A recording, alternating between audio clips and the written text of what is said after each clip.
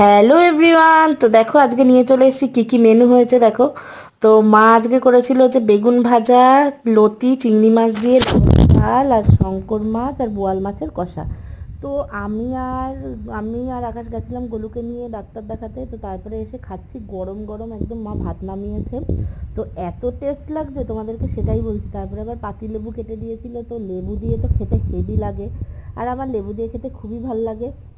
তো এটারই আজকে মিনি ব্লগ করেছি। আর লতি দিয়ে তারপরে ভাত মেখে খেলাম, তো দারুণ হয়েছিল, লতিটাও একদম দারুণ হয়েছে। এবার দেখবে আকাশকে জিজ্ঞেস করবো যে কেমন হয়েছে। আকাশও বলছে হেভি হয়েছে। তো আমি তো তোমাদেরকে এটাই বলছি, অসাধারণ হয়েছে। আকাশে প্রায় খাওয়া কমপ্লিট তখনও। তো যাই হোক, তারপরে আমরা খাওয়া দাওয়া কমপ্লিট করলাম, আর লাস্টে খেলাম শঙ্কর মাছ দিয়ে, বোয়াল মাছ আর খাইনি, ওটা রাতে খাবো।